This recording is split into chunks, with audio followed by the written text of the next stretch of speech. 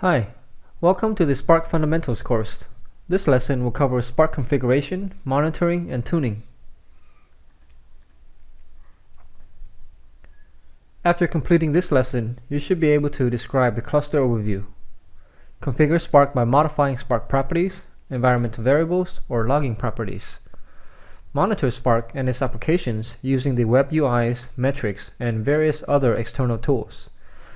Also covered in this lesson would be some performance tuning considerations.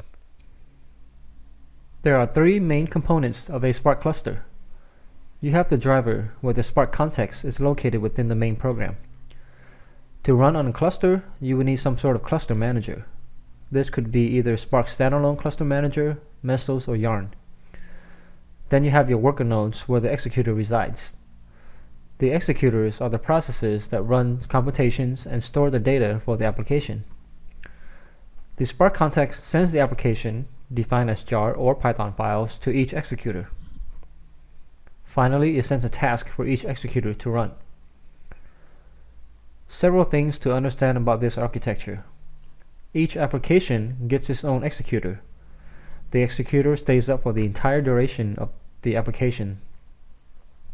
The benefit of this is that the applications are isolated from each other on the scheduling side and running on different JVMs.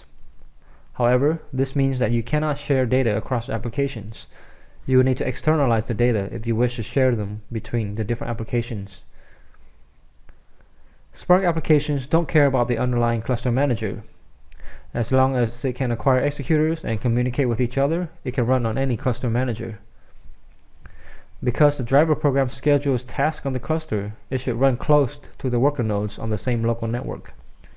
If you like to send remote requests to the cluster, it is better to use a RPC and have it submit operations from nearby. There are currently 3 supported cluster managers that we have mentioned before. Spark comes with the standalone manager that you can use to get up and running. You can use Apache Mesos, a general cluster manager that can run and service Hadoop jobs.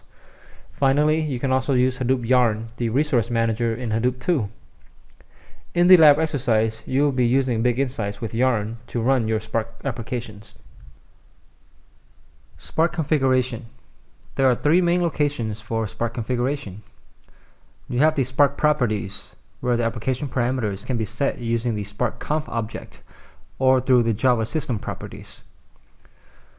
Then you have the environment variables, which can be used to set per machine settings such as IP address. This is done to the Spark environment script on each node. Finally, you also have your logging properties, which can be configured through log4j.properties. You can choose to override the default configuration directory, which is currently under the Spark home/conf directory. Set the Spark conf dir environment variable and provide your custom configuration files under that directory. In the lab exercise, the Spark shell can be verbose, so if you wish, change it from info to error in the log4j properties to reduce all the information being printed on the console.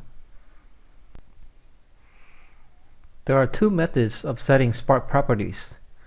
The first method is by passing application properties via the Spark conf object. As you know, the Spark conf variable is used to create the Spark context object.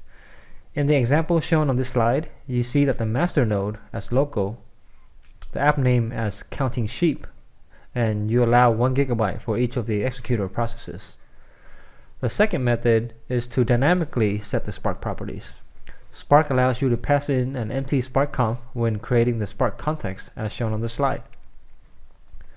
You can then either supply the values during runtime by using the command line options, the -- master, or the -- conf. You can see the list of options using the -- help when executing the Spark submit script. On the slide here, you give the app name of my app and telling it to run on the local system with 4 cores. You set the spark.shuffle.spill to false and the various Java options at the end.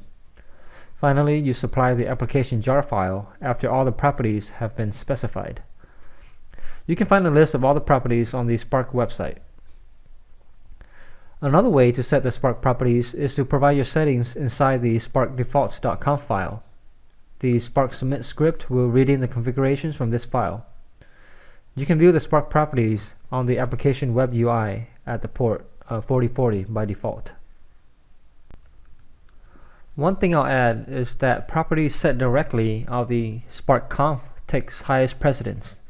Then flags passed to the Spark submit or Spark shell is second, and finally the options in the Spark default conf file is the lowest priority.